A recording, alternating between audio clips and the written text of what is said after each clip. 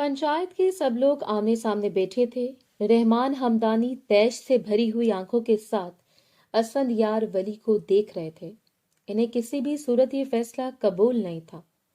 ये मेरा आखिरी फैसला है और मैं 1 इंच भी अपने फैसले से पीछे नहीं हटूंगा। अगर हमदानी साहब अपनी बेटी देने से इनकार करेंगे तो मैं आज शाम ही इनके बेटे की डेड बॉडी इनके घर पहुंचा दूंगा। और इस बात पर भी रहमान हमदान में तड़प कर असफद के चेहरे को देखा, जिस पर रहम ना की कोई चीज नहीं थी। तुम ऐसा नहीं कर सकते जब तक कि मेरे बेटे पर लगाए हुए इल्जामात सच साबित ना हो जाए। और वो सीना पीट कर खड़ा हो गया था। मेरा भाई मरा है, मेरे छोटे भाई का तुम्हारे बेटे खावर हमदानी ने मारा है और तुम भी इस बात से वाकिफ हो। अगर मैं इस मामले को यहीं निपटाने की कोशिश कर रहा हूं तो मेरा एहसान मानो। और यकीनी बात यही थी कि इसका एहसान ही था, वरना इन दो खानदानों के दरमियान दुश्मनी इस कदर ज्यादा थी कि अगर वो खड़े खड़े ही खावर हमदानी को हमेशा के लिए खत्म कर देता तो भी किसी ने हरगिज इसे कुछ नहीं कहना था। मेरी बेटी अभी बहुत छोटी असवंत, इनका दिल कांप रहा था। कैसे वो अपनी नाजुक सी लाडो पली बेटी को असवंत जैसे जाबिर शख्स की नजर कर देते जो सफाकियत में अपना कोई सानी नहीं रखता था। जो भी कहो, लेकिन मैं अपना फैसला सुना चुका हूं। अपने बाप की वफात के बाद अपने खानदान की सरबराही इसने अपने हाथ में रखी। इसके बाप के बाद इसका चचा बड़ा था, लेकिन फिर भी वो अपनी मनमर्जी का मालिक शख्स किसी के फैसलों को मानना तो दूर, सुनना भी पसंद नहीं करता था। तुम सरासर पंचायत के फैसले के खिलाफ जा रहे हो। सरपंच ने इसकी बात में मुदाखलत करनी चाहिए। अगर फैसला असफंद यार वली ने खुद करना था तो पंचायत बुलाने की जरूरत ही नहीं थी। सरपंच ने हमदानी की हमायत के लिए एक कदम उठाया ही था कि वो अपनी शॉल को झाड़ते हुए उठ खड़ा हुआ। ठीक है, आप निकाह के बारे में कोई फैसला नहीं होगा। मुझे जान के बदले जान चाहिए और मैं इससे पीछे नहीं हटूंगा। रहमान हमदानी जानता था अगर इसने एक बार तय कर लिया है तो वो जरा बराबर भी अपनी बात से पीछे नहीं हटेगा। इसलिए इसके सामने आकर इसके बाजों को पकड़ लिया था। तुम मेरे बेटे की तरह हो, चाहे हमारे दरमियान लाख दुश्मनी सही, लेकिन तुम अच्छी तरह जानते हो कि मैंने आज तक इस दुश्मनी को बढ़ावा नहीं दिया। अगर खाबर ने कोई जुर्म किया भी है तो तुम इसे माफ कर दो या मुझसे लेन देन करके मामले को सुलझा लो। और इसने रहमान हमदानी का हाथ पकड़कर इसे खुद से दूर कर दिया था। मैं फैसला भी सिर्फ आपकी इज्जत का लिहाज करते हुए कर रहा हूं, वरना असफंद यार वली से रहम की उम्मीद लगाना बेकार है। इसके चेहरे पर मगरूरी छाई हुई थी, सुर्ख चेहरा, खमदार मूछें और बड़ी बड़ी आंखें जिनमें मगरूरी के अलावा कुछ नहीं था। वहां बैठे हुए हर शख्स को अंदाजा था कि इसकी पहुंच कहां तक है। यूं रातों रात इसके भाई का गायब हो जाना और फिर पुलिस का निशानदही करना कि किसी ने इसे तकरीबन 1 हफ्ता पहले मारकर फार्म हाउस के पास दफना दिया, और इस फैसले ने इसके जज्बात को भड़का दिया था। वो भला इतनी बड़ी बात पर सब्र कैसे कर लेता। इसका भाई था और तमाम सबूत खावर हमदानी के खिलाफ थे, जो फरार हो चुका था। रहमान हमदानी को जब बात बनती नजर नहीं आई तो चुपचाप वापस बैठ गया था। हालांकि इनका खानदान बड़ा था, भाई भतीजे शाना बशाना खड़े थे। काश इन्हें ये सारी हकीकत का इल्म हो तो वो पहले मिशाल का निकाह करके इसे बैरूने मुल्क भेज देते, जिसकी सारी तैयारियां मुकम्मल थीं। रोहान कनाडा से आ चुका था, जिसके साथ इसका निकाह होना था, और निकाह में सिर्फ चंद दिन बाकी थे। और अब इनकी बेटी पर आफत टूट पड़ी थी। वो बहुत अच्छी तरह जानते थे कि वनी की गई लड़कियों के साथ क्या सलूक किया जाता है, और असवन जैसे मगरूर और अनापरस्त शख्स से कुछ भी बैद नहीं था कि वो इस नाजुक नाम लड़की के साथ क्या रवैया इख्तियार करता। रहमान हमदानी को कोई राह नजर नहीं आई। इसने वादा कर लिया था कि आज शाम में वो मिशाल का निकाह कर देगा, और थक हार कर पंचायत को बर्खास्त करते हुए अपने घर की जानिब रवां दवा हो गया। जबकि असवन भी अपनी आंखों में जीत की चमक लिए वहां से उठकर गाड़ी में बैठ गया। इसके चचा को इसका ये फैसला कबूल नहीं था, और वजह यह थी कि इनकी बेटी हुरिया वकार एक अरसे से मंसूब थी। اسفندیار کے نام سے اور ان کے خاندان میں اپنی ماں کو چھوڑ کر کسی دوسری لڑکی سے شادی کرنے کی روایات نہیں تھی، اور ویسے بھی وہ لڑکی جو کسی کے نام سے منسوب ہو جاتی پھر وہ ساری زندگی اپنے باپ کی دہلیز پر گزار دیتی تھی، لیکن اس شخص کے علاوہ کسی اور سے منسوب نہیں ہو سکتی تھی، اور اس روایات کی وجہ سے انہیں اپنی بیٹی کا مستقبل بالکل تاریک نظر آ رہا تھا۔ میں سوچ بھی نہیں سکتا، انہوں نے نرم لہجے میں اس کے کندھے پر ہاتھ رکھتے ہوئے نرمی سے کہا تھا، لیکن پھر بھی اسے چچا کی مداخلت کچھ خاص پسند نہیں آئی۔ یہ میرا ذاتی فیصلہ ہے اور آپ جانتے ہیں میں اپنے فیصلوں میں خود مختار ہوں۔ سگریٹ کا ایک لمبا کش لگاتے ہوئے اس نے دھواں فضا میں تحلیل کر دیا۔ لیکن حور کا کیا بنے گا؟ تم جانتے ہو کہ حور یہ تمہاری منگ ہے۔ انہیں ہر حال میں اپنی بیٹی کا خیال ستایا جا رہا تھا، اور آپ یہ سمجھ رہے ہیں کہ ایک ونی کی گئی لڑکی کے لیے میں حوریہ کو چھوڑ دوں گا؟ اس کی آنکھوں میں حیرانگی ابھر آئی اور وقار صاحب اسے دیکھتے رہ گئے۔ میں اپنی بیٹی پر سوتن برداشت نہیں کر سکتا اور نہ ہی حوریہ برداشت کرے گی۔ وہ ابھی بھی اندیشوں میں مبتلا تھے۔ ٹھیک ہے، اگر آپ کی بیٹی کو سوتن برداشت نہیں ہے تو آپ جہاں چاہیں اس کی شادی کر دیں، میری جانب سے کوئی پابندی نہیں ہے۔ اس نے بات ہی ختم کر دی، یعنی وہ اپنے چچا کے سامنے اپنے باپ کے کیے گئے رشتے کو جھٹلا رہا تھا، اور وقار صاحب کا بس نہیں چلا کہ اس کا منہ توڑ دیں۔ ایک سخت نظر اس کے چہرے پر ڈال کر وہ گاڑی سے اتر گئے، اور وہ دیر تک اپنے چچا کی پشت کو گھورتا رہا۔ زندگی بھر ایک یہی کام نہیں کرنا، اپنے فیصلوں میں کسی کو مداخلت نہیں کرنے دینا ہی اس کی زندگی تھی۔ وہ جسے چاہا تھا، اور مشال کا نام آتے ہی اس کے ذہن کی اسکرین پر وہ نازک سی لڑکی لہرا گئی۔ کسی نے گھبرائی ہوئی سبز آنکھوں سے اس کے چہرے کو دیکھا تھا، اور اس نے سکون سے آنکھیں مندے ہوئے سیٹ سے ٹیک لگا لی، یعنی آج رات، بس آج رات۔ وہ خود بھی حیرانگی کی انتہاؤں پر تھا کہ اتنا جلدی اس نے اس لڑکی کو حاصل کر لیا۔ یہ تو وہ خود سے لگایا گیا ایک مقابلہ تھا جو وہ یقیناً جیت چکا تھا۔ روحان کے نام کا وہ سرخ دوپٹہ ستارہ بیگم نے اس کے سامنے رکھا تو اس نے بے ساختہ اپنی انگلیوں سے اسے چھو لیا۔ جالی دار سرخ دوپٹہ جو اس کی دھڑکنوں کو چھیڑ رہا تھا، ایک مبہم سی مسکراہٹ اس کے چہرے کو چھو گئی۔ اس کے باپ نے خاور ہمدانی کو روپوش کر دیا تھا۔ وہ جانتے تھے کہ خاور کہاں ہے، اور خاور مسلسل انکار کر رہا تھا کہ اس نے کسی کو موت کے گھاٹ نہیں اتارا۔ سو بہتر کی امید تھی، اور حویلی میں پرزور طریقے سے اس کے نکاح کی تیاریاں شروع ہو چکی تھیں۔ دیکھو اس کے گولڈن پلو پر کس قدر نفاست سے کام کیا گیا ہے۔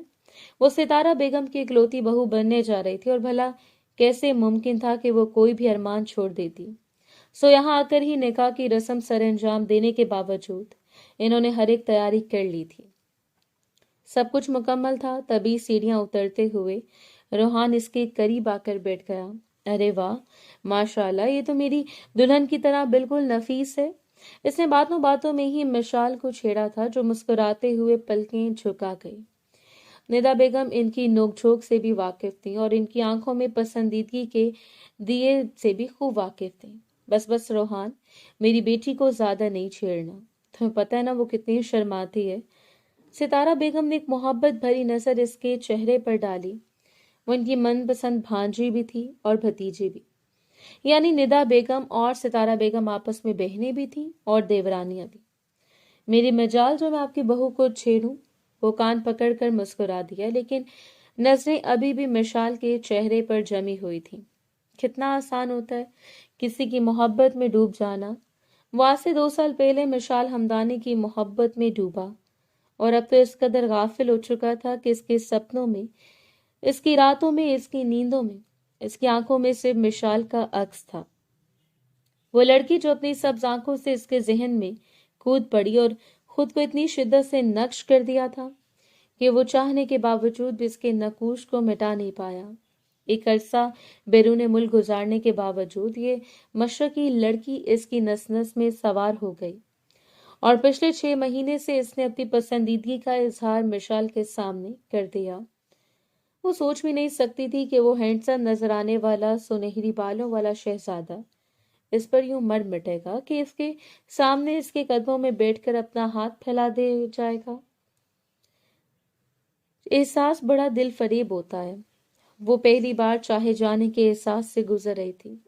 तो भला कैसे मुमकिन था कि इसकी धड़कनें न तेज होती। इसकी धड़कनें तेज हो गईं। इसने अपनी कांपती हुई उंगलियों को बढ़ाकर रोहान का हाथ थाम लिया था। मैं मोहब्बत का वादा तो नहीं कर सकती, लेकिन अगर बाबा ने मेरा हाथ आपके हाथ में थमा दिया तो मैं इसे जिंदगी भर निभाऊंगी। एक खफीफ सी मुस्कुराहट और अपनी सरसब्ज आंखों के साथ वो रोहान को देखते हुए कह गई, लेकिन नहीं जानती थी कि कभी कभी वादों की तकमील हमारे हाथ में नहीं होती। कभी कभी मुकद्दर हमसे खेल खेल जाता है कि हम बस हाथ मलते रह जाते हैं, और इनके साथ भी कुछ ऐसा ही होने वाला था। घर वालों ने एक दूसरे की पसंदीदगी को देखा और बुलाकर सितारा बेगम को कनाडा से यहाँ आना पड़ा। वैसे भी अहमद साहब अपनी बीवी की वजह से ज्यादा सफर नहीं कर सकते थे, लेकिन ये इनकी एक बेटे की ख्वाहिशी थी और तमाम तर पेचीदगियों को मद्देनजर रखते हुए वो यहाँ सिर्फ निकाह की गर्ज से आए थे। रुखसती में भी वक्त था। मिशाल का इरादा था कि वो अपनी डिग्री कंप्लीट करने के लिए निकाह के बाद बैरून मुल्क चली जाएगी। निकाह हो जाएगा तो इसे सितारा बेगम के घर रहने में भी आसानी होगी, और दोनों की पढ़ाई मुकम्मल होने के बाद इन्हें रिश्ता इज़्दवाज में मुंतकिल करके अमली जिंदगी के जानिब मोड़ दिया जाएगा। अभी ये खूबसूरत नोकझोंक जारी थी जब दाखिली दरवाजे से रहमान साहब अंदर दाखिल हुए। गार्ड्स तो कहीं बाहर ही रह गए। इनके साथ इनका छोटा भाई शहजाद भी मौजूद था। रहमान साहब के बुझे हुए चेहरे को देखकर मिशाल का दिल धड़का। बाबा को तो वो कभी परेशान देख ही नहीं सकती थी कि बाबा में इसकी जान बसती थी, और सिर्फ वही नहीं बल्कि बाकी सब भी थोड़ा परेशान हुए थे। निदा बेगम फौरन उठ खड़ी हुई। क्या बात है रहमान साहब, आप परेशान नजर आ रहे हैं? सब खैरियत तो है ना? इनका दिल भी डूब कर उभरा। चाहे इनका बेटा महफूज था, लेकिन फिर भी जितना बड़ा इल्जाम इसकी जात पर लगा हुआ था, परेशान होना तो बनता था। इनकी आंखों में तैरते हुए आंसू और शहजाद साहब के झुके हुए कंधे कोई और ही कहानी सुना रहे थे। पंचायत में फैसला हो गया, आज शाम मिशाल का निकाह है। इन्होंने कुछ इस तरीके से कहा था कि कोई भी इनकी बात समझ नहीं पाया। ये खुशी की बात थी या गम का कोई संदेशा, लेकिन दिलों की धड़कनें बेताबी से आने वाले अंदेशे की खबर दे रही थी। क्या मतलब है आपका? सीधी बात खुलकर बताएं। रहमान साहब, मेरा दिल डूबा जा रहा है। निदा बेगम ने आगे बढ़कर इनके बाजू पर अपना नाजुक सा हाथ रखा था और इन्होंने थके हुए सर को सोफे से टिका दिया। रोहान भी बेख्तियार सीधा होकर इनका चेहरा देखने लगा। पंचायत ने वनी का फैसला किया है और मिशाल का निकाह शाम यानी कि चंद ही घंटों के बाद असफंदियार वली से कर दिया जाएगा, और वो सुर्ख दुपट्टा इसके हाथों से फिसलता हुआ जमीन पर जा गिरा। निदा बेगम का हाथ बेसाख्ता दिल पर जा पड़ा और रोहान बिदकते हुए उठ खड़ा हुआ। दिल पर जैसे किसी ने घोंसा दे मारा। तायाबू, आप होश में तो हैं? आप जानते हैं आप क्या कह रहे हैं? इसकी सांस हलक से अटक कर उभरी थी। भला मिशाल हमदानी से दस्तबरदार होना आसान काम था? जितनी आसानी से इन्होंने कह दिया था, तो मैं लगता है कि मैं किसी नशे में या किसी मदहोशी में बात कर रहा हूँ। मैं अपने पूरे होशो हवास से बात कर रहा हूँ कि कुछ देर के बाद मिशाल का निकाह है, और इसके चेहरे की रंगत भग से उड़ गई थी। मिशाल की आंखों के आंसू का रुखसारों तक बह गए। इससे खुद अंदाजा नहीं हुआ एक कहराम बड़पा हो चुका था। इनकी लाडली और चहेती बेटी थी, बल्कि इनकी शहजादी, और बनी की हकीकत से वो अच्छी तरह वाकिफ थे। वो खुद भी वाकिफ थी। इसने असफंदियार को एक बार देख लिया था, और वह सरसरी सी मुलाकात कौन सा रंग लाने वाली थी वो इस बात से तो वाकिफ नहीं थी, लेकिन फिर भी इस शख्स की हकीकत से अच्छी तरह वाकिफ हो चुकी थी। बाबा, बाबा, ये आप क्या कह रहे हैं? वो उठकर इनके घुटनों पर हाथ रखे इनके कदमों में बैठ गई, और इन्होंने नरमी से इसके चेहरे को अपने हाथों के प्याले में थाम लिया था। तुम्हारा बाप मजबूर हो गया है। सारे सबूत खावर के खिलाफ है। अगर वो जान के बदले जान पर रजामंद होता तो मैं खावर को पेश कर देता, लेकिन यार वली की शर्त है कि वो वनी के अलावा इस फैसले से पीछे नहीं हटेगा। बाज दफा ऐसा होता है, बाज दिल ऐसे होते हैं जिनके लिए बेटियां पेश करना आसान होता है बनिस्बत बेटे जिनका दिल काम कर रह जाता है। जब बात बेटियों के हलक तक आ जाए, और शायद आज इनका दिल कांप रहा था। वो इस बात से अच्छी तरह वाकिफ थी कि अगर खावर को कुछ हो जाता تو ان کے باپ اس کے بعد کی زندگی اس کے ساتھ ہی ختم ہو جاتی۔ خاوند اس کا اکلوتا بھائی تھا، اس کے باپ کی نسل بڑھائے گا، آخری سہارا اس کا چھوٹا بھائی۔ میں ہرگز یہ نکاح نہیں کرنے دوں گا، مشال صرف میری ہے اور صرف میری ہی رہے گی۔ روحان کی چیخوں کو ہمدانی ہاؤس کے در و دیوار نے سنا دیا تھا۔ اس کی آنکھوں میں خوف تھا، ایک ایسا خوف جو اس حقیقت پر چھایا ہوا تھا کہ اس کی محبت کسی اور کے حوالے ہو جائے گی۔ مشال بس سر جھکائے روئے جا رہی تھی اور ندا بیگم تو بالکل بے حال سی پڑی تھی۔ بھلا کس کو یقین تھا کہ یہ سب کچھ ہو جائے گا؟ اور وہ پھر چپ چاپ مرے مرے قدموں سے اٹھ کر اپنے کمرے میں چلی گئی۔ دل دکھ سے پھٹ رہا تھا اور ونی ہو کر چلی جائے گی ایک ایسے شخص کے پاس جو اس کے خوابوں کو نگل جائے گا، اس ایک ایسے شخص کے پاس جو اسے ہر پل وہ سزا دے گا جو جرم اس نے کیا ہی نہیں، اس جرم کو ساری عمر بھگتنے کے لیے جو کبھی کرنے کے بارے میں سوچ بھی نہیں سکتی۔ اس شخص کا تقاضا بڑا جان لیوا تھا۔ صرف ایک مہینہ پہلے جب وہ اپنی ملازمہ کے ساتھ چہل قدمی کرنے کے لیے گئی، اس روز موسم دیوانہ ہو رہا تھا اور اس کا دل بھی دیوانگی پر اتر آیا، سو بابا نے چند لمحوں کی اجازت مانگ لی۔ بابا نے سختی سے منع کیا تھا کہ کسی بھی صورت حریف حدود سے تجاوز کرنے کی کوشش نہ کرنا۔ انہوں نے ہمیشہ کوشش کی تھی کہ اپنی بیٹی کو اگر بھیجیں تو گارڈز کے ہمراہ بھیجے، مکمل نگرانی میں، لیکن اس روز اس کا دل تھا صرف وہ جائے جہاں اس پر کوئی نظر رکھنے والا نہ ہو اور ہلکی پھلکی رم جھم میں وہ کچھ لمحے خود کے ساتھ گزار کر واپس آ جائے۔ سو اس روز بہت ساتھ کچھ وقت گزارنے کے لیے نکلی تھی۔ شال کو کندھوں کے ارد گرد لپیٹ کر اس نے اپنے بالوں کو کھلا چھوڑ دیا جو ہواؤں میں اڑ کر آزادی کا اعلان کر رہے تھے۔ اس کی بڑی بڑی سبز آنکھیں حسین منظروں کو قید کرنے کے در پہ تھیں اور لبوں پر بڑی دلکش مسکراہٹ تھی۔ موسم کی خنکی کی وجہ سے گالوں پر گلاب ابھر آیا۔ اسے نفیسہ کو گاڑی میں رکھنے کے لیے کہا، لیکن نفیسہ گھبرا رہی تھی۔ بی بی جی، میں آپ کے ساتھ آؤں گی، بڑے صاحب بہت ناراض ہوں گے۔ اور پھر نفیسہ کی گھبراہٹ کو دیکھتے ہوئے اس نے کہہ دیا، ٹھیک ہے، میرے ساتھ آؤ، لیکن چند قدم کے فاصلے پر چلنا، اور خبردار جو تم نے الٹی سیدھی باتیں کی۔ تو اس کی ڈانٹ ڈپٹ پر نفیسہ نے جلدی سے اپنے لبوں پر انگلی رکھ لی۔ بالکل چپ رہو گی، کوئی بات نہیں کرو گی، لیکن آپ کے ساتھ آؤں گی۔ اور وہ آہستگی سے مسکرا دی۔ نہر میں چلتے ہوئے پانی کا شور تھا اور ارد گرد کی ٹھنڈی ہوا جس سے اسے خوش آمدید کہہ رہی تھی۔ اتنا حسین اور مکمل منظر ایک عرصے اس نے ہاسٹل میں گزارا تھا، اور جب گاؤں میں واپس آئی تو بابا گھومنے کی اجازت نہیں دیتے تھے۔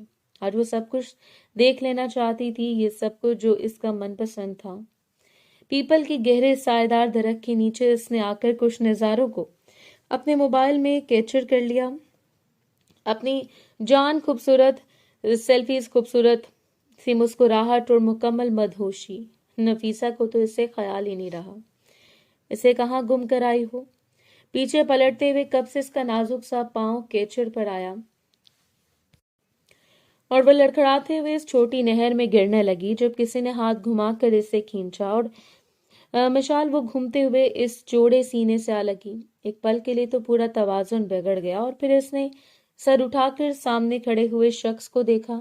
پہلی بار وہ سبز آنکھیں ان بھوری آنکھوں سے ٹکرا رہی تھی اور وہ سرخ آنکھوں والا شخص کوئی آنکھوں سے اس کے حسین دلکش چہرے کو دیکھتا چلا گیا۔ وہ اندازہ بھی نہیں لگا سکتا تھا یہاں اتنی حسین پریاں بھی اترتی ہیں۔ اس کی سبز آنکھوں کا خوف، اس کے کامتے ہوئے لب اور بے پناہ سرخ و سفید رنگت، اتنا مکمل حسن، اور پھر تھوڑی پر ہلکا سا تل جو پہرہ داری کر رہا تھا۔ بلا شبہ اسے حسن کی پہرہ داری کے لیے مقرر کیا گیا تھا، اور سب سے زیادہ توجہ کھینچنے والا بھی وہی تل تھا۔ کچھ ہی دیر کے بعد اسے احساس ہو گیا وہ بھی ابھی تک اس شخص کی باہوں میں تھی، اور پھر خود کو چھڑاتے ہوئے دور ہوئی۔ شال کو اچھی طرح لپیٹ کر وہ سر جھکا کر گزرنے لگی۔ آپ کو نہیں لگتا کہ آپ کو میرا شکریہ ادا کرنا چاہیے؟ آخر گرنے سے بچایا ہے میں نے آپ کو۔ حالانکہ اس نے اس بات کو دانستہ طور پر چھپا لیا تھا کہ وہ خود ان سب آنکھوں میں بڑی بری طرح گر گیا۔ بہت شکریہ آپ کا، اس نے ایک نظر مزید اس کے چہرے کو دیکھ کر کہا۔ اس سے پہلے کہ وہ مزید کچھ کہتا نفیس جلدی سے آگے بڑھی اور اس کا ہاتھ تھام لیا۔ آپ ٹھیک ہیں بی بی جی؟ نفیسہ فکر مند نظروں سے اسے دیکھ رہی تھی۔ میں ٹھیک ہوں، چلو واپس چلتے ہیں۔ وہ وہاں سے چلی گئی، لیکن پوری فضا میں اپنی خوشبو چھوڑ کر گئی تھی، اور وہ دیر تک اس کی پشت کو دیکھتا رہ گیا۔ وہ خود یہاں کسی کام کے تحت آیا تھا۔ بڑی دیر سے وہ کھڑا اس کا جائزہ لے رہا تھا، اور پھر قدم خود بخود کب اس کے نزدیک آ گئے اس سے خود اندازہ نہیں ہوا۔ ایک عرصہ اس نے لڑکیوں کے ارد گرد گزارا تھا، حسین سے حسین چہرے سے متعارف ہو کر دیکھا، لیکن اتنا حسین اور دل کا چہرہ جس سے وہ ایک نظر میں بھی ازبر کر گیا، اتنا مکمل حسن۔ بی بی جی کیا کرتی ہیں آپ؟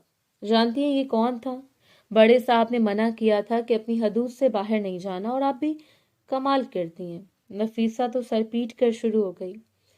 مجھے کیا پتا یہ کون ہے، اور اگر کوئی ایسا ویسا شخص ہے تو بابا کو مت بتانا، وہ خوامخواہ پریشان ہو جائیں گے۔ تم جانتی ہو اس نے کچھ نہیں کہا۔ وہ نفیسہ کو سمجھا رہی تھی، اور نفیسہ جلدی جلدی، وہ تو میں سمجھتی ہوں کہ بڑے صاحب کو نہیں بتاؤں گی، لیکن یہ کوئی اچھا شخص نہیں تھا۔ ولی شاہ کا بیٹا اسفندیار ولی تھا، اور اس نے حیرت سے ملازمہ کو دیکھا تھا۔ اچھا، یہ ہے وہ جس کا ذکر اکثر حویلی میں ہوتا رہتا ہے؟ اور اتنا کہہ کر اس نے بے فکری سے کندھے اچکا دیے۔ یہ اس لیے کوئی بڑی بات نہیں تھی، بس اسفندیار ولی سے ایک سرسری سی ملاقات جیسے ہر روز نہ جانے کتنے لوگوں سے ہوا کرتی ہے، لیکن اسفندیار ولی کے لیے یہ صرف ایک چھوٹی ملاقات نہیں تھی۔ اس نے روز پتہ کروا لیا تھا وہ کون ہے۔ چال ڈھال اور انداز دیکھ کر پتہ چل گیا تھا کہ وہ کسی معمولی گھرانے کی لڑکی نہیں ہے، اور اس کا شاکہ بالکل درست ثابت ہوا۔ وہ رحمان ہمدانی کی بیٹی تھی، مشال ہمدانی۔ دل بھی آیا تو کس پر؟ اس دشمن کی بیٹی پر جو اپنی بیٹی کو زندہ درگور تو کر دے، لیکن کبھی اسفندیار ولی کے حوالے نہ کرے۔ سگریٹ کا کش لگاتے ہوئے اس نے ایک زہریلا کہکا لگا کر خود سے کہا تھا۔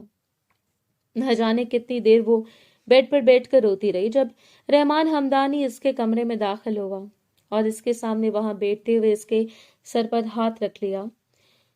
میری جان، میں کبھی بھی تمہیں خود سے دور نہیں کر سکتا، لیکن یقین کرو میں ایک بے بس باپ ہوں، اس کے علاوہ کچھ نہیں۔ ایک طرف تم ہو اور ایک طرف تمہارا بھائی، تمہاری خاطر میں ہر چیز سے دستبردار ہو سکتا ہوں۔ یہ حویلی، یہ نام، یہ منصب، یہ مرتبہ، سب کچھ چھوڑ سکتا ہوں۔ سو میری رائے ہے کہ تم اگر چاہتی ہو کہ روحان سے نکاح کر لو، شام ہونے کو ہے اور شام ہوتے میرے دروازے پر ہوگا، لیکن اس سے پہلے اور میری آخری کوشش شاید کامیاب ہو جائے۔ اور اس نے نفی میں سر ہلا دیا تھا۔ نہیں بابا، میں آپ کو مزید پریشانیوں میں نہیں ڈالوں گی۔ اگر میرے مقدر میں وہی شخص لکھا ہوا ہے تو میں اپنے مقدر کو مان لوں گی۔ بابا، مجھے کوئی اعتراض نہیں ہے، اس نے کہہ دیا تھا، اور دروازے کے پار کھڑا ہوا شخص اپنے دل کو تھام کر رہ گیا۔ کیا اس لڑکی کے لیے اتنا آسان تھا اپنے خاندان کی روایات کے سامنے سر جھکا دینا؟ کیا روحان احمد کی محبت کوئی معنی نہیں رکھتی تھی؟ اس لیے وہ چپ چاپ واپس پلٹ گیا۔ اگر اسے محبت کو کھو دینا تھا تو ہنگامہ کیوں کرتا؟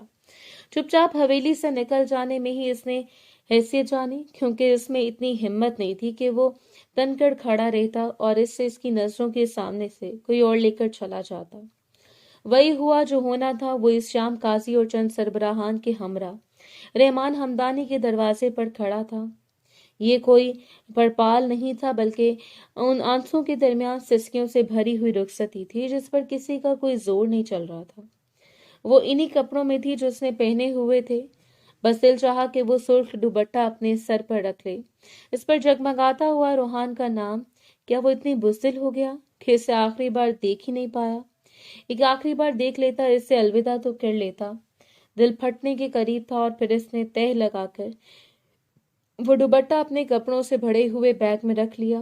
ماضی کی کوئی نشانی اس کے ساتھ نہیں تھی، اور نہ ہی وہ اس حویلی سے کوئی ایسی چیز لے کر جا رہی تھی جو اسے کمزور کرتی، لیکن یہ دوپٹہ چھوڑنا اتنا آسان نہیں تھا۔ وہ سرخ دوپٹہ جس میں اس کے سارے خواب چھپے ہوئے تھے، دل کی خواہشیں چھپی ہوئی تھیں، اور وہ دل کی ان ٹوٹی ہوئی خواہشوں کو اپنے ساتھ لے جانا چاہتی تھی۔ جب کبھی وقت ملتا انہیں کھول کر دیکھ لیتی۔ دل بہلانے کو غالب یہ خیال اچھا تھا۔ مشال ہمدانی، دختر رحمان ہمدانی، تمہارا نکاح 5 لاکھ حق مہر ولیار ولد ولی شاہ سے پڑھایا جاتا ہے، کیا تمہیں یہ نکاح قبول ہے؟ قاضی صاحب کے الفاظ اس کے سماعتوں میں کسی زہر کی طرح انٹیل دیے گئے، اور وہ نہ جانے کتنی دیر سر جھکا کر بیٹھی رہی۔ ایک بڑی سی چادر اسے ڈھانپ دیا گیا، पास बैठा हुआ शख्स इसकी मौजूदगी का एहसास तो रखता था, लेकिन इसे देख नहीं सकता था। वो टांग पर टांग चढ़ाकर बैठा हुआ शख्स यकीनन अपनी जीत का जश्न मना रहा होगा। इनके घर से इनकी बेटी को लेकर जा रहा था। इससे बड़ी और जीत क्या हो सकती थी। निदा बेगम रोते हुए इसे साथ लगाकर बैठी थी। इनकी आंखों से एक लम्हे के लिए भी आंसू गायब नहीं हुए थे। इन्होंने कभी नहीं सोचा था कि इनकी शहजादी के मुकद्दर इतने खराब होंगे। दूसरी बार काजी साहब ने वही सवाल दोहराया और इसने इकरार कर लिया। रोहान अहमद की मोहब्बत दूर खड़ी अपनी हार का मातम मनाती रही। तुम्हें चाहने की, तुम्हें पाने की हर हसरत तमाम शुद्ध, तेरी चाह हमें जो चाहिए हर चाहत तमाम शुद्ध। वो आखिरी बार रहमान हमदानी के सीने से लगकर फूट फूट कर रो पड़ी थी। अपने जाबित को इसने अपने अंदर नहीं रखा। अंदर रख गया जब्त और सबर बेनाग बनकर सारी जिंदगी डसते रहते हैं। इसने अब जिंदगी असफंदयार वली के साथ गुजारी थी, सो यहाँ से हौसला लेकर जाना था, बहादुरी लेकर जानी थी। अगर यहाँ से दुख और अजियतें लेकर चली जाती तो फिर जिंदगी आसानी से नहीं गुजर पाती। और बिलाखिर वो इसके हमरा इसकी हवेली में दाखिल हुई। इस्तकबाल इसकी उम्मीद के जैसा ही था जैसे इसने सोचा था। जैसे कोई सफ़े मातम बिछी हो, जैसे एक नाउमीदी और एक शिकस्त ने पूरी हवेली को अपनी लपेट में ले लिया हो। सामने बड़े सोफे पर वकार अहमद और जरीना बेगम बैठे थे। इनकी बेटी की जगह कोई और लड़की खड़ी थी। इनके लिए नाकाबिले बर्दाश्त था। शाइस्ता बेगम अपने कमरे में दवा लेकर सो रही थी। इन्हें तो शायद अंदाजा ही नहीं होगा कि इनके बेटे ने अपनी जिंदगी का इतना बड़ा फैसला कर लिया। इन्हें तो अभी तक ये खबर सताए हुए थी कि इनका हमजा इनसे बिछड़ गया। बिलाखिर तुम इसे लेकर ही आए। अगर इसे ले आए हो तो इसे बता दो कि यहाँ वनी होकर आई है। सीने पे बाजू लपेटते हुए जरीना बेगम ने आगाज किया था और फिर हाथ बढ़ाकर इसकी चादर को खींचना चाहा, जो अभी तक बेचादर में छुपी खड़ी थी। दिल चाहे बुरी तरह लड़स रहा था, लेकिन वो खामोश थी। बाप के दुश्मनों के सामने रोकर वो ये साबित नहीं करना चाहती थी कि वो किसी बुज़दिल शख्स की बेटी है। वो रहमान हमदानी की बेटी थी, सो भरम तो बनता था। इसके चादर की जानिब बढ़ता हुआ जरीना बेगम कहा तो इसने रास्ते में थाम लिया। ये अच्छी तरह जानती थी कि यहाँ पर वनी होकर आई है, लेकिन मैं बात आपको भी समझाना चाहता हूँ कि ये चाहे यहाँ वनी होकर आई है, लेकिन शाह वली की बहू है और असफंदयार वली की बीवी। मत भूलो कि वनी की गई लड़कियां किसी की बेटी, किसी की बहू और किसी की बीवियां नहीं होती। बस एक इंतकाम होता है जिन्हें सारी उम्र भुगतना पड़ता है। वकार शाह की तेज धार ने इसे अपनी जानिब मतवज्जो कर लिया और वो डरी सहमी लड़की बेख्तियार 2 कदम पीछे हट गई। यहाँ इसकी जात पर तबसरे हो रहे थे और ये तबसरे सुनना हर किसी के बस का काम नहीं होता। मैं समझ सकता हूँ आपकी अजियत, आपकी तकलीफ, लेकिन ये अजियत और तकलीफ का सबसे बड़ा हकदार मैं खुद हूँ, जिसने अपना भाई खोया है और जिस लड़की को वनी करवाकर यहाँ लेकर आया। इसलिए मैं चाहता हूँ कि घर का कोई भी फर्द इसकी जानिब मैली आंख से भी ना देखे। इसने क्या कहा था, वो सुनने में गलती कर रही थी या इसके पहलू में खड़ा हुआ शख्स इसकी तरफदारी कर रहा था?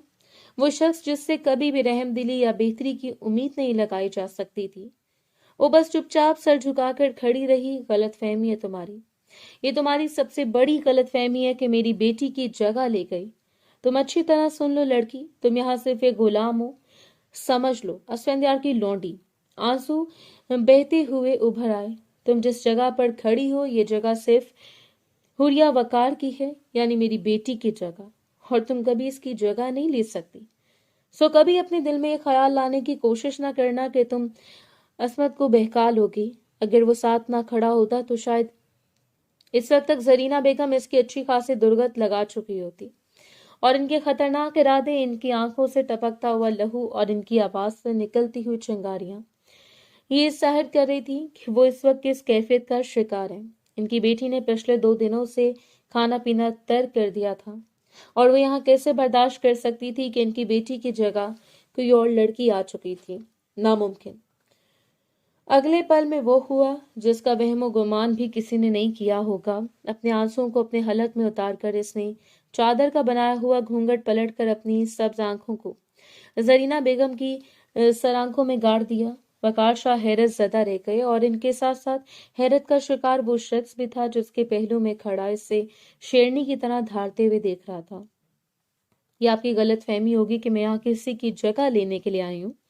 ना ही मुझे कोई शौक है असफंदयार वली पर हक जताने का, और ना ही मैं जताऊंगी। अपने ख्वाबों को तोड़कर, अपनी सारी ख्वाहिशों का गला घोंट कर मैं यहाँ सिर्फ इंतकाम के लिए लाई गई हूँ। मुझ पर जो भी मजालिम ढाए हुए अपना बदला लेना है, अपना बदला ले, लेकिन कभी भी मुझे लाचार या मजलूम समझने की कोशिश मत कीजिएगा, क्योंकि मैं मिशाल हमदानी हूँ, रहमान हमदानी की बेटी। और वो गुस्से से धारती हुई इस नाजुक लड़की को देखता रह गया, जिसके हिलते हुए गुलाबी लब और तैश से सुर्ख चेहरा जरीना बेगम को मजीद तैश दिला रहा था। वो आगे बढ़ी और इसे गर्दन से पकड़ना चाहा, जब वो दरमियान में आ गया। रिलैक्स चची जान, आप जाएं अपने पोर्शन में।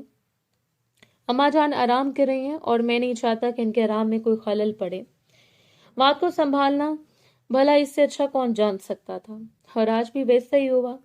जरीना बेगम इसे जहर भरी नजरों से देखते हुए वापस पलटकर अपने पोर्शन की तरफ बढ़ गईं, और वकार शाह भी इन दोनों को सख्त नजरों से देखते हुए जरीना बेगम के पीछे चले गए, जबकि वो हैरत और बेयकीनी से अपनी पुश्त पर हाथ बांधे इस लड़की को देख रहा था, जिसका दूसरा रूप इसे हैरान और परेशान कर गया।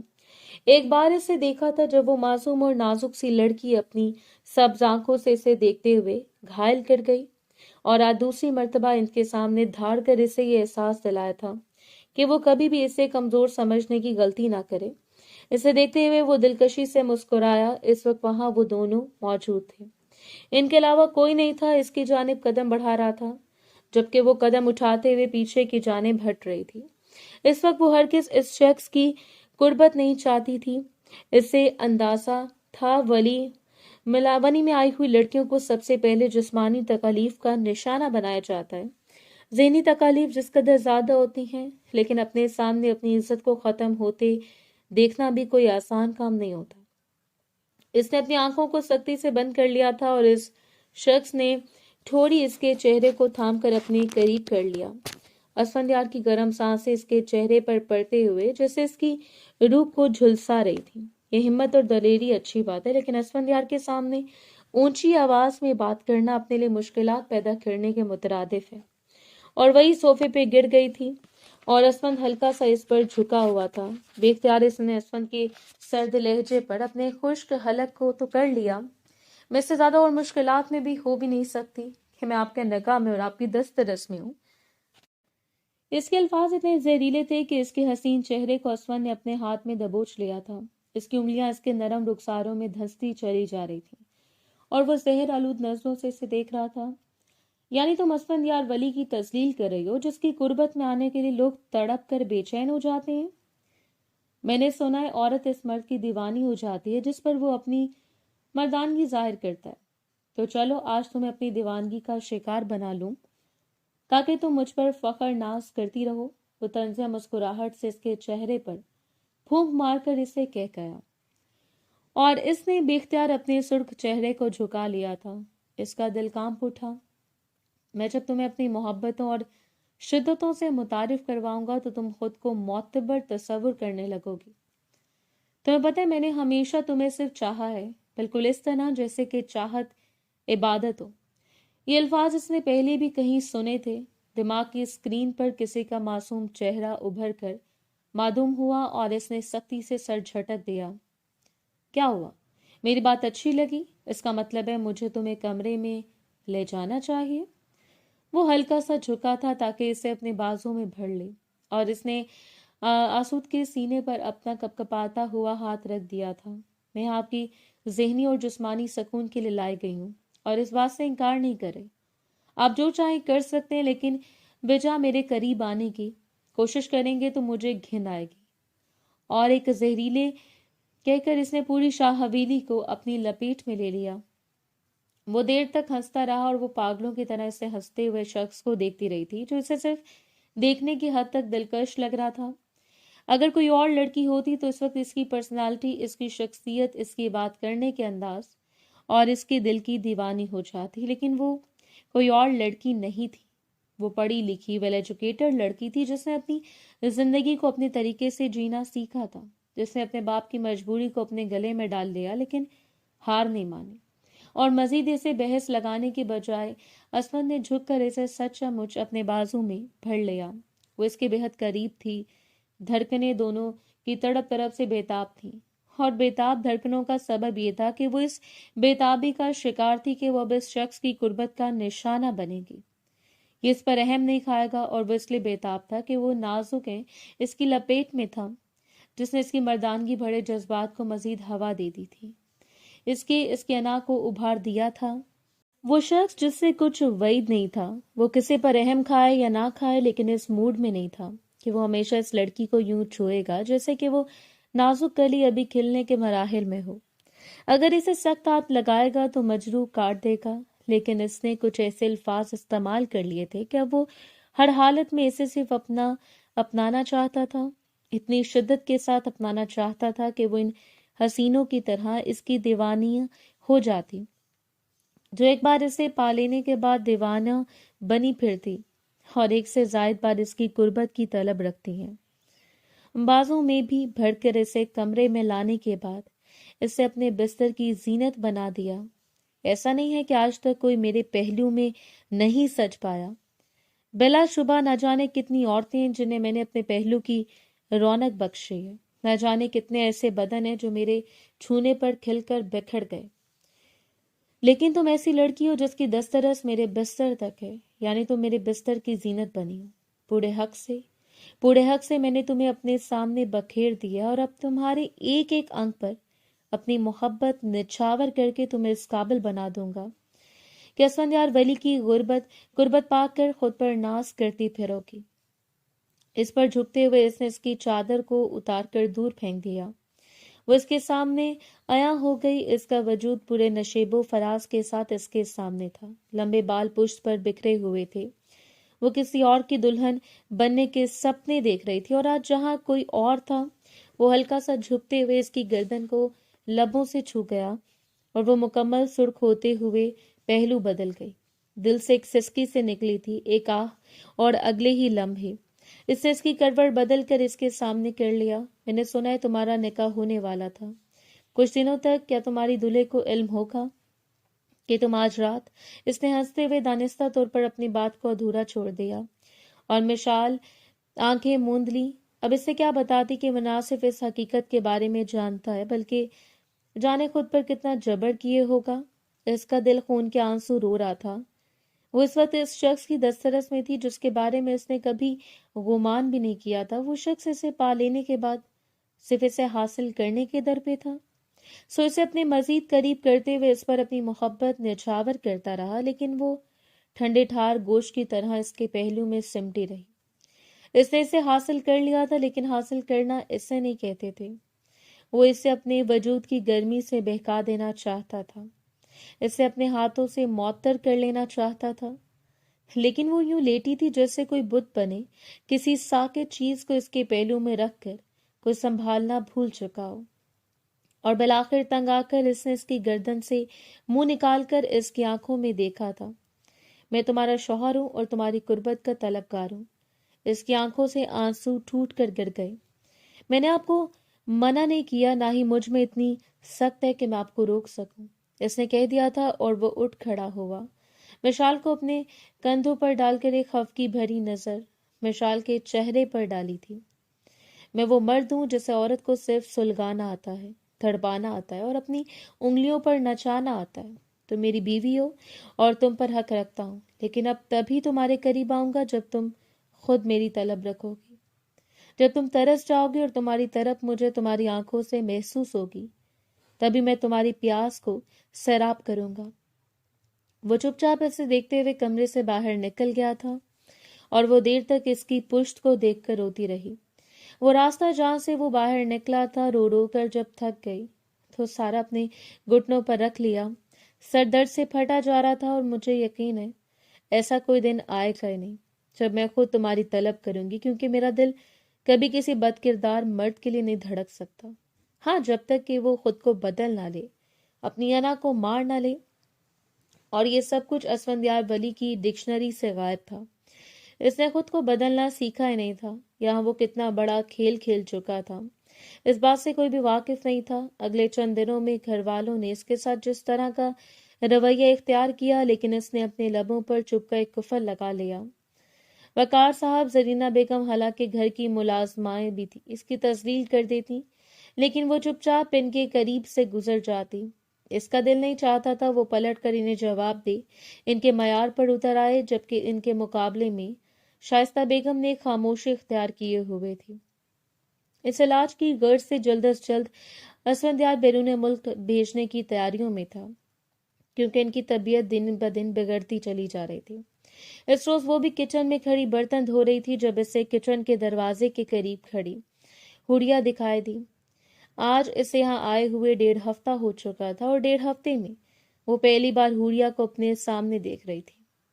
बड़ी सुलगती हुई नजरों से वो इसका जायजा लेती रही और फिर इसके करीब इसकी कलाई को मजबूती से थाम लिया। वो मुकम्मल तौर पर इसकी जानिब पलट गई। दुपट्टा सर से ढलक कर शानों पर आ चुका था। इसने अपनी कलाई को छुड़वाने की कोशिश नहीं की थी, बस चुपचाप सुलगती हुई नजरों को देखती रह गई। वो कोशिश थी कि जब तक जिंदा रहूंगी तुमसे मुलाकात नहीं करूंगी, लेकिन नहीं रह पाई। मैं देखना चाहती हूँ वो वजूद जो मुझसे पहले मेरे हक पर गालिब आ गया, वो कह गई और इसने चुपचाप मुस्कुराते हुए अपना चेहरा फेर लिया था।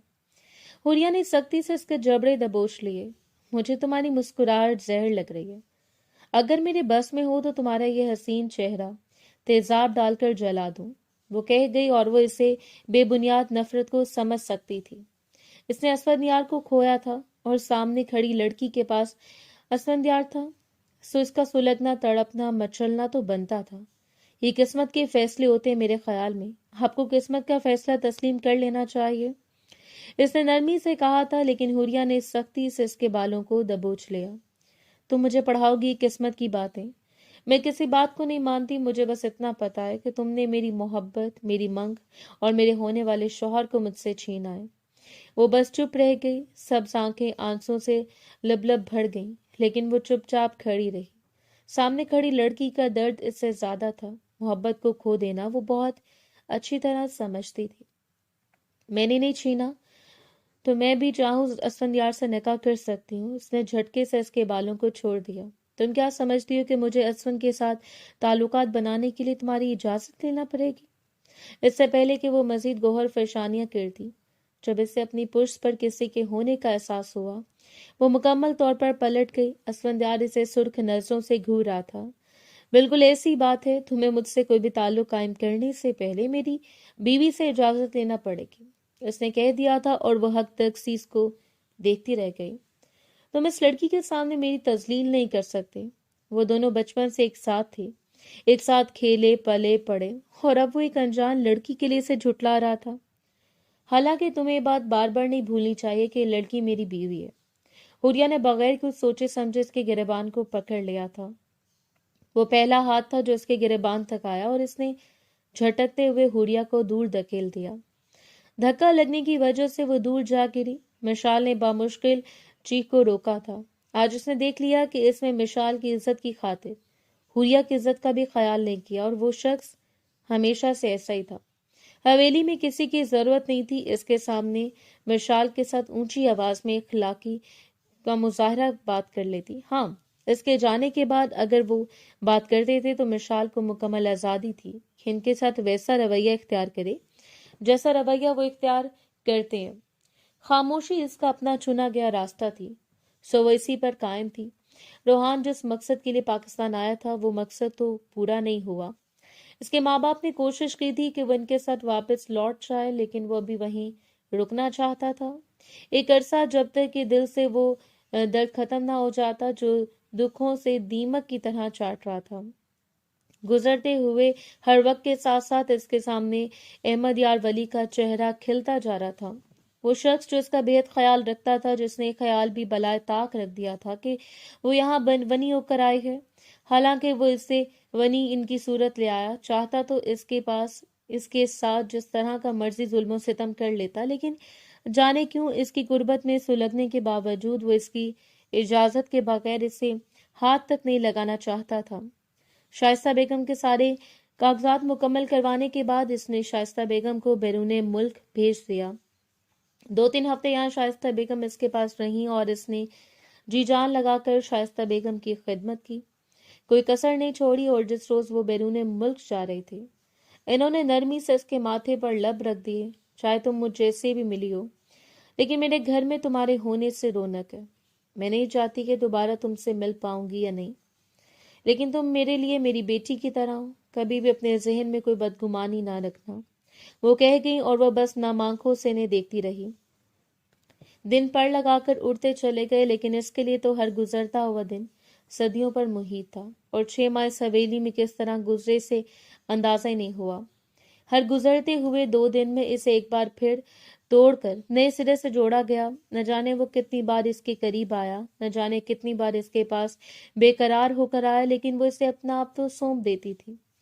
लेकिन न जाने क्यों इसकी रूह अभी इस बात पर कायल नहीं हो रही थी कि वो खुद को इस शख्स के सपोर्ट कर दे, जो शख्स इसके लिए जान वारने को तैयार बैठा था। इसने खुद को बदलना शुरू कर दिया।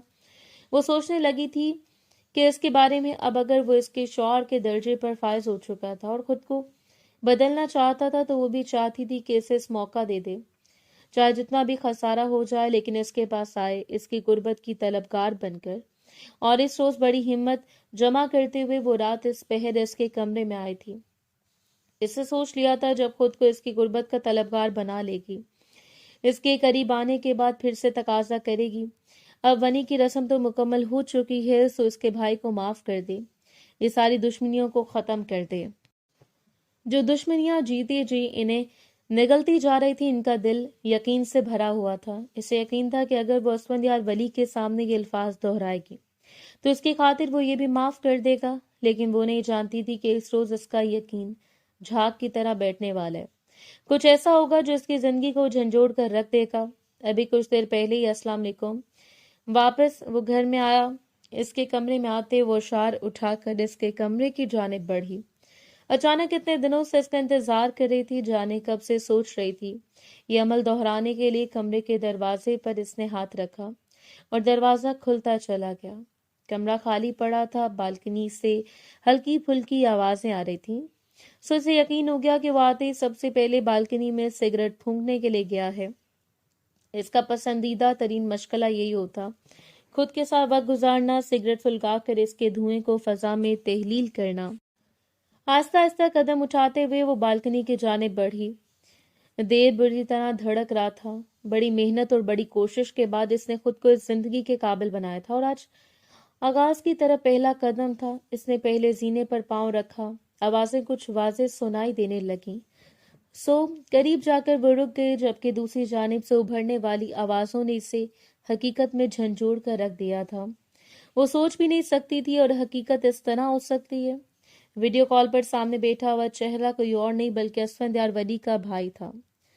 बस एक बार मैं इसे सच बताकर हासिल कर लूं, इसके साथ जिंदगी का आगाज करने से पहले इसकी मोहब्बत को जीत जाऊं, फिर मैं तुम्हें वापस बुला लूंगा, खुद पंचायत खड़ी करूंगा और सारे फैसले को सरपंच के सामने रख दूंगा। लेकिन तुम्हें तब तक इंतजार करना पड़ेगा। अब तो अम्मा जान भी तुम्हारे पास पहुंच चुकी हैं, वो कह रहा था, और मिशाल की नजरें तो बस इसके बाद गिरते हुए वजूद पर टिकी हुई थी। ये इसका शक नहीं था बल्कि सच्चाई थी, जो मुंह खोले इससे निगलने के लिए तैयार खड़ी थी। इसने असफंद के भाई की तस्वीर देख रखी थी और इससे अच्छी तरह जानती थी ये वही था। और फिर असफंद की बातें, इसकी बेकरारी, वो उसे बता रहा था वो वापस आने के लिए बेताब, सारे रास्ते क्लियर करे और सबको हकीकत बता दे। और अम्मा के हवाले से भी बात कर रहा था कि वो यहाँ इससे देखकर होशो हवास खो बैठी, एक औरत जिसने कुछ अरसा ये अजियत बर्दाश्त की हो, किसका जवान साल बेटा इस दुनिया में नहीं रहा, एक बार फिर अपने बेटे को अपने सामने देखकर किस कैफियत का शिकार हो चुकी होगी। वो डिस्कनेक्ट करते हुए वो पलटा और इसे अपने पीछे खड़ा देखकर वहीं साकित रह गया था। झूठ झूठ, तुम्हारे झूठ ने मेरी जिंदगी बर्बाद कर दी। असफंद वहीं घुटनों के बल बैठती चली गई और वो बेचारगी से इसे देखता रह गया। आंखों से आंसू टूटकर गिर रहे थे। वो शिद्दत से रोती हुई इस लड़की को देख रहा था जिसे पाने के लिए सिर्फ इसने इतना बड़ा खेल खेला, और वो शदीद तौर पर इसके इश्क में गिरफ्तार हो चुका था। और इसे यकीन था कभी भी इसके घर वाले यकीन नहीं करेंगे। सो अपने ही भाई को اور سارا عمل اور سارے شواہد اس نے خاور ہمدانی کے خلاف اکٹھے کر لیے اور یہ واضح کر دیا کہ اس کے بھائی کو غائب کروانے کے پیچھے خاور ہمدانی کا ہاتھ ہے۔ I can't explain۔ ویسے تمہیں پانا چاہتا تھا، میں تم سے بےحد محبت کرتا ہوں۔ وہ اس کے سامنے گھٹنوں کے بل بیٹھ گیا، بیچارگی سے اسے دیکھتے ہوئے کہہ رہا تھا، اور مشال نے اسے گریبان سے پکڑ کر ایک زوردار تھپڑ اس کے منہ پر دے مارا۔ محبت مائی فٹ، میں لعنت بھیجتی ہوں تم پر، تمہارے جھوٹ اور تمہاری محبت پر۔ اور زندگی میں پہلی بار ولی یار نے اپنی انا کو پسے پش رکھتے ہوئے جھک کر اس کے قدموں کو چھو لیا تھا۔ مجھ سے دور مت جاؤ، میں تمہاری دوری برداشت نہیں کر پاؤں گا۔ وہ حقیقت میں رو رہا تھا، ایک بھرپور مرد رو رہا تھا جس نے آج تک صرف رولانا سیکھا تھا، لیکن وہ بھاگتے ہوئے اس کے کمرے سے باہر نکل آئی۔ اتنا بڑا سچ اسے بے وقوف بنایا گیا۔ آج تک جو کچھ وہ برداشت کرتی آئی صرف اس لیے کہ اس کے بھائی کا قصور ہوگا۔ اس کے ماں باپ اس کی شکل دیکھنے کے لیے ترس گئے تھے۔ اتنے دنوں سے ان کا بھائی ان سے ملا نہیں تھا اور یہاں وہ شخص اسے معافی طلب کر رہا تھا۔ اگلے دن وہ لاکھ منت سماجت کے باوجود حویلی واپس چلی گئی اور وہاں اس کے ماں باپ اسے دیکھ کر حیران و پریشان تھے۔ اسے رحمان ہمدانی کے گلے لگتے ہوئے ساری حقیقت انہیں بتا دی۔ وہ تو آگ بگولا ہو چکے تھے۔ اسی شام ایک بڑے پیمانے پر پنچایت بلائی گئی۔ آج وہ عجیب و غریب حالت میں بیٹھا ہوا تھا، کھلا گریبان، اٹکتے ہوئے بال، افسردہ حسن۔ وہ اس کے سامنے بیٹھا تھا۔ میں ان سب کے سامنے اعلان کر کے کہتا ہوں کہ میں تم سے بے تحاشا عشق کرتا ہوں۔ اگر تم کہو تو میں ان سب کے سامنے تمہارے قدموں کو چھو لوں۔ وہ محبت میں ہارے غلام بننے کو تیار تھا، لیکن مشال اٹھ کھڑی ہوئی۔ اس نے ایک سخت نگاہ اس کے چہرے پر ڈالی۔ مجھے نہ تمہاری محبت کی ضرورت ہے اور نہ ہی تمہاری معافی کی۔ اگر تم چاہتے ہو کہ اپنی زندگی میں کوئی اچھا کام کر کے جاؤ تو مجھے چھوڑ دو۔ میں سے تم سے علیحدگی چاہتی ہوں۔ اور اس روز وہ محبت میں ہار گیا۔ قسمت سے حاصل ہونے والی محبت دیر پا ہوتی ہے۔ چلاکی اور عیاری سے اگر محبت حاصل کرنے کی کوشش کی جائے تو وہ اتنا دور چلی جاتی ہے کہ پھر پلٹ کر اسے کھوجنا بھی ناممکن ہو جاتا ہے۔ پورے 3 ماہ کے بعد اس روز اسے طلاق کے کاغذات بھجوا کر وہ ہمیشہ کے لیے یہ ملک چھوڑ کر جا رہا تھا، جہاں اس کے لیے کچھ نہیں بچا۔ اس نے حوریہ سے بھی معافی مانگ لی۔ اگر وہ نہیں تو اسے اپنی زندگی میں کوئی نہیں چاہیے تھا۔ نہ جانے کتنی دیر وہ طلاق کے کاغذات کو دیکھتی رہی۔ اس کی آزادی کا پروانہ اسفندیار ولی کی محبت سچی ہوگی، لیکن اگر محبت سچی ہو تو اسے صرف نبھانا ضروری ہوتا ہے، حاصل کرنا تو ایک بے معنی سی خواہش ہے۔ اس ظالم سیاد کی قید میں رہتے ہوئے وہ کب اس قید کی عادی ہو گئی، اسے اندازہ ہی نہیں ہوا، اور اب بھی اپنی آزادی کے پروانے پر سرک کر وہ پھوٹ پھوٹ کر رو پڑی تھی۔ کچھ رشتوں کا انجام ایسے ہی ہوتا ہے۔ ہو سکتا ہے روحان دوبارہ اس کی زندگی میں قدم رکھ لیتا، خوشیاں اس کے وجود کو اپنی لپیٹ میں لے لیتی، لیکن یہ واقعہ بھلائے جانے کے قابل نہیں تھا۔ جتنی بھی کوشش کر لیتی بے سود، کیونکہ کچھ واقعات اور کچھ لوگ ایسے ہوتے ہیں جو ہمارے ذہن میں نقش ہو کر ہمارے لیے ناقابل فراموش بن جاتے ہیں۔